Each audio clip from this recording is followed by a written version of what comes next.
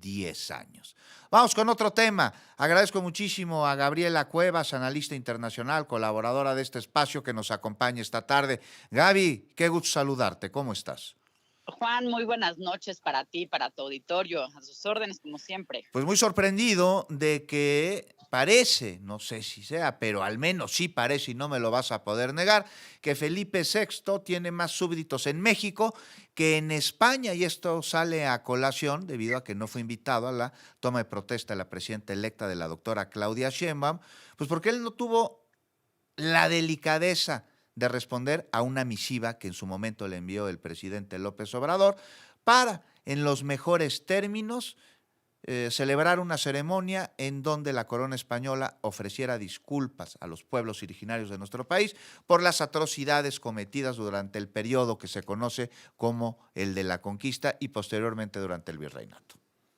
Así es, Juan, es casi inexplicable la postura que ha tomado tanto el gobierno español como su monarquía en lo que tiene que ver con los crímenes que se cometieron tanto en la conquista como en la época de la colonia.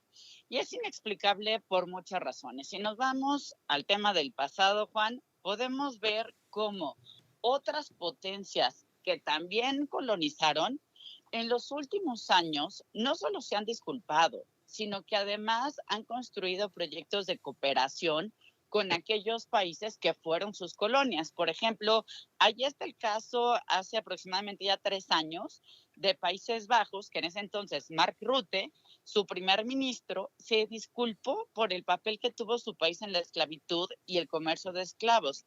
Él se refirió, Juan, con tal puntualidad y con una vergüenza a nombre de su país sobre cómo más de 600,000 personas de África fueron vendidos como ganado en esos tiempos. Y sí, si bien estamos hablando de situaciones que sucedieron hace décadas o incluso hace siglos, la realidad es que, por ejemplo, Países Bajos sí anunció un nuevo fondo para financiar iniciativas educativas que aborden las consecuencias de la esclavitud. O, por ejemplo, está también el caso del rey Felipe de Bélgica, que expresó sus arrepentimientos más profundos, además hay que decirlo, uno de los grandes genocidios de la historia, por los atroces abusos de su país en Congo, que acabaron con la vida, se dice, Juan, que por lo menos de 10 millones de congoleses. Hay otro caso también interesantísimo, que es en el 2021, cuando Alemania y Namibia dan un paso muy significativo y hacen un acuerdo de reconciliación.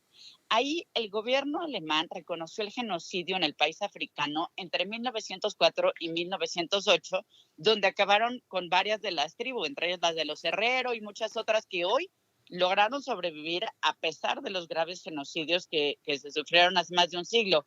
O en el caso francés, ya que tanto hay aquí fanáticos europeos, Juan, ahí está el caso del presidente Macron, Uh -huh. que pidió al pueblo de Ruanda que perdonara a Francia por la inacción francesa ante el genocidio de 1994, en el que fueron asesinados 800,000 tutsis y hutus moderados. Ahora bien, lo traemos a nuestra propia latitud, Juan. Hay que recordar que apenas hace un par de años México se sumó a estas prácticas por la no repetición, Sí. porque además no se trata solamente de disculparse o de enmendar y tratar de cuidar a los familiares o a los herederos de las víctimas, también es un compromiso con la no repetición.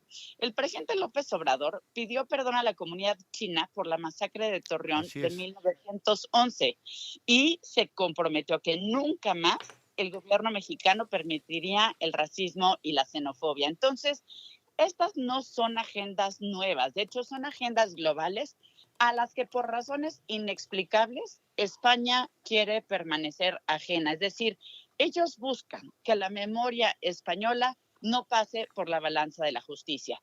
Y a todos estos fanáticos de la monarquía española y de tener una memoria atorada en la impunidad, yo les pregunto, porque he visto muchos de ellos en sus textos, Juan, Sí. ¿no son estas mismas personas quienes condenan a Rusia por su anexión a Crimea o por su ofensiva militar para invadir Ucrania?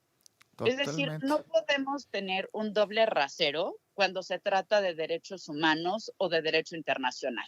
Si hay un país que está conquistando a otro, si hay una potencia que está aniquilando a la gente, si se están cometiendo crímenes de guerra, debemos alzar la voz independientemente de las filias o fobias personales. No se vale tener ese doble rasero.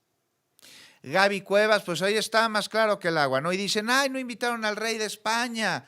Entonces, México y España son socios comerciales, ¿qué va a pasar? Pues, ¿qué va a pasar, Gaby Cuevas, si somos socios comerciales? Claro, y muy importante, España a través de acuerdos, de tratados, de inversiones, de exportaciones, de importaciones, pero pues porque también les conviene a los empresarios españoles, es decir, no nos Claro. están haciendo ningún favor y ya no somos un virreinato. También se dijo, no va a ir nadie de España a la rendición de protesta de la presidenta de México. Bueno, Gerardo Pizarello, diputado de Sumar y dirigente de los Sí, comunes, Javier ya. Sánchez Serna, portavoz de Podemos y diputado en el Congreso, Juan Carlos Monedero, cofundador de Podemos, Ada Colau, Ana exalcaldesa de Colau también ya lo Barcelona, anunció, entre sí. otros, Gaby Cuevas, pues ahí está.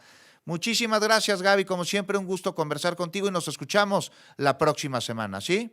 Muchas gracias a ti, Juan. Y sí, sin duda el entendimiento entre dos pueblos hermanos sigue por más torpezas diplomáticas que haya del lado de la monarquía, que probablemente sea ya de las muy, muy, muy poquitas en el mundo que Ujú. no quiera aprender las lecciones de su propia historia. Y a los mexicanos no nos representan las coronas, sino las águilas devoradoras de serpientes. Muchas gracias, Gaby. Gracias, Juan.